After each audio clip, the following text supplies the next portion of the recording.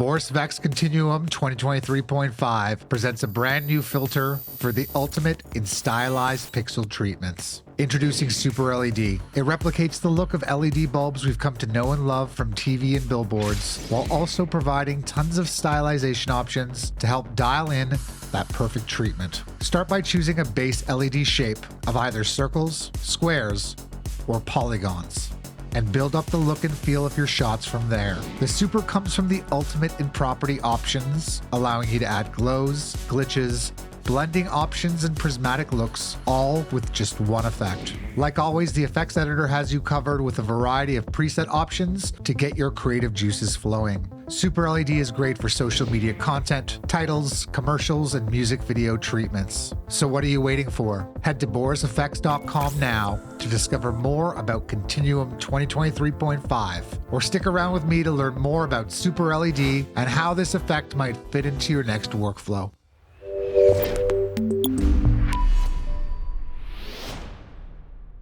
All right, we're going to get familiar with the basics of BCC plus Super LED inside of Premiere Pro and After Effects, but this works very similarly in Final Cut Pro, DaVinci Resolve, Avid Media Composer, and Vegas, to name a few. Let's hop inside of my Premiere Pro timeline. I have a Please Stand By clip inside of here. I've already done a search inside my Effects tab for BCC plus Super LED. Once I place that on the clip, we're going to see a pattern of circular pixels representing LED bulbs overlaid on top of the footage. If I press Shift 5, I can take a look at this in Effect Controls, and you might be tempted to scale down each of these shapes, but it's better to see some of the intricacies for the shape patterns large. So first off, I want to go to Scale and make this 50. And then under LED Shape, we can choose from Square as well as Polygon. And with Polygon, we can choose a side count, 9 being the max and 3 being the minimum. All shapes, let me select Square right now, also have a gap that we can leave in between them to create some interesting patterns. Let me bring down that gap to its default value of 2 and go back to the polygon shape. Each shape also has the ability to fade it around its edges. If I turn the bulb fade on, I'll increase the scale even further to an amount of 100 so we can see this even clearer. We can see that the fade amount is going to set to 100, along with a fade width, softens the edges of the shape. I'll reset both of those base values that we do have a little bit of a soft edge. And you might notice that the pattern of LED bulbs are also staggered. Right now into rows by default, but we can set that to columns as well, or even turn off that staggering pattern. I'll change it back to columns. The next values will allow us to introduce a few dead LED bulbs to add some randomization to our overall grid pattern. Let me go to dead LEDs and up that to an amount of 30. We can see parts of our grid are now black. And if you add some flicker, now various bulbs will turn off and on because they're dead. So we get instant random animation. Now, some animation that you're seeing here was also just turned on by default. I'm going to close the LED group, and I want us to pay attention to flicker because there's quite a few values on here by default. Right now, flicker has a speed of 25, creating a constant motion across all of our bulbs. If we increase that amount to 100, we'll be able to see this a bit clearer. And just notice that the only value that is flickering happens to be the brightness. We can increase the brightness value, as well as change the flicker type from this sharp flicker to something smooth if required.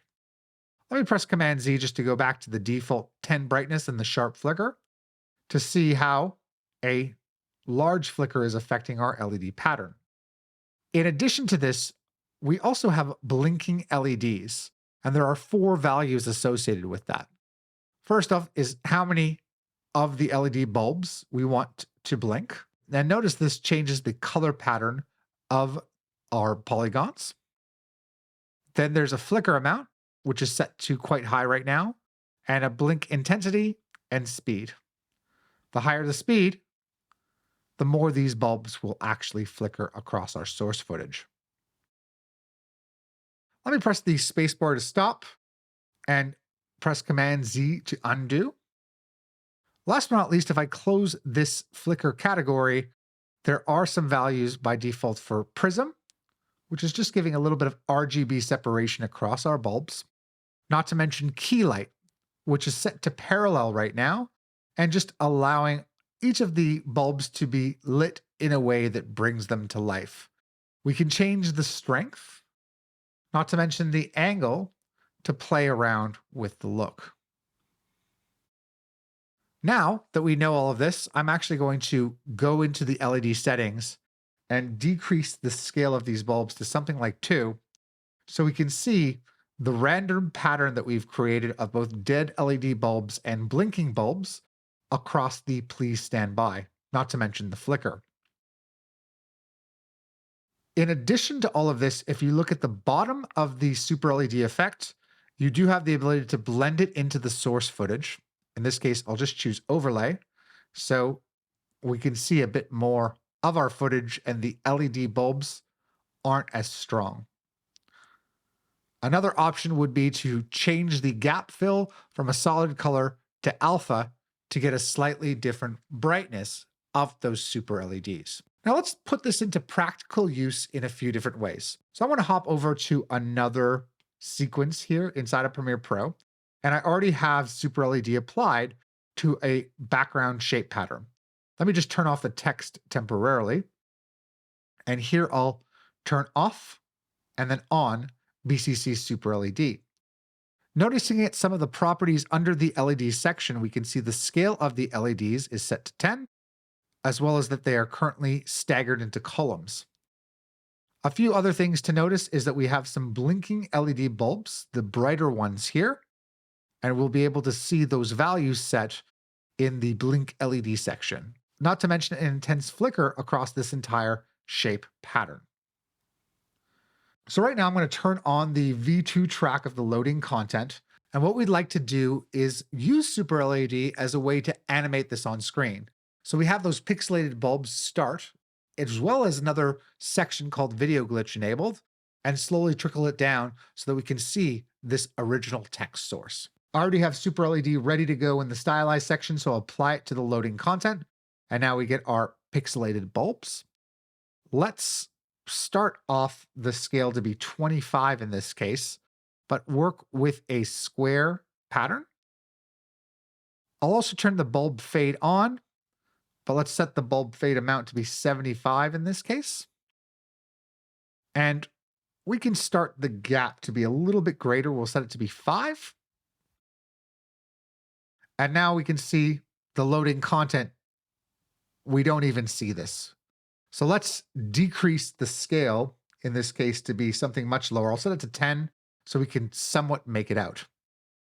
In addition to these LED settings, I'm just going to close this out, and I'm going to open up a section called Video Glitch. So Video Glitch is not on by default, but just keep in mind it is common for glitchy-based sources to be part of these LED bulb treatments and screens. So let's enable it.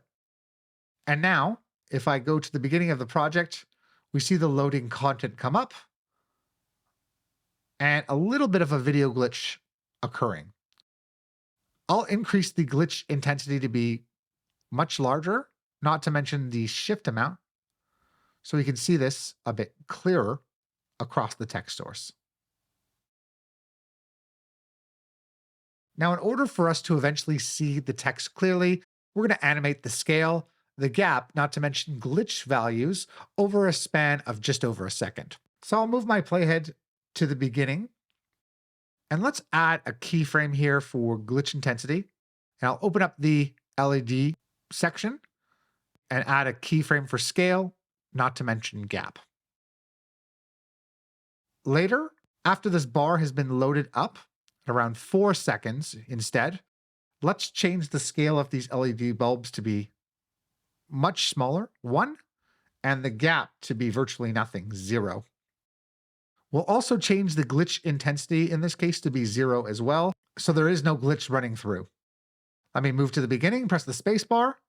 can see that loading content and eventually reveal our text with no glitch and pretty much no LED bulbs.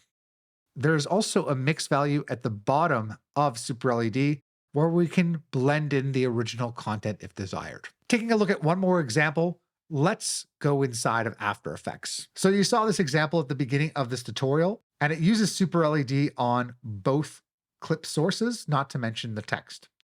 Let's take a look at this a little bit closer. I'll select the first clip that we see and press the U key so we can see the keyframed properties here in After Effects, not to mention the effect controls that have BCC Super LED on this clip. One thing to note is over time, the position of the clip, we scale in on it. In addition to this, we eventually mix in the Super LED source over a span of time, so it doesn't start with any pixelated bulbs, and then animate certain individual Super LED properties, including the scale of the bulbs and some random glitch values that also go off. Close to the end of where we get really close, the bulbs scale up quite a bit. So what could be cool in this example is scaling up your source footage using AI so that you get some really cool patterns with Super LED as you zoom in on this footage. Now, as we leave this clip, the next clip comes in, and let's take a look at its properties. I'll press U to see this. And we can see similarly, scale and glitch intensity from video glitch are animated, not to mention the amount of the glitch, as well as its position properties and dead LEDs. There are a few to begin with when we first come into this clip. This eventually comes into place and reveals the source clip. And believe it or not, this is still Super LED bulbs, but at a very small scale and no gap. So I hope this gives you an idea of how Super LED works inside of Continuum 2023.5. Don't forget that you can use some of Continuum's masking tools from Mocha, as well as parameter tracking to really integrate this into scenes. If you've liked this video, give it a thumbs up, and don't forget to subscribe to see other content, as well as features of Continuum and all of the other Boris Effects Suite plugins. I'm Nick Harauz, and I'll see you next time.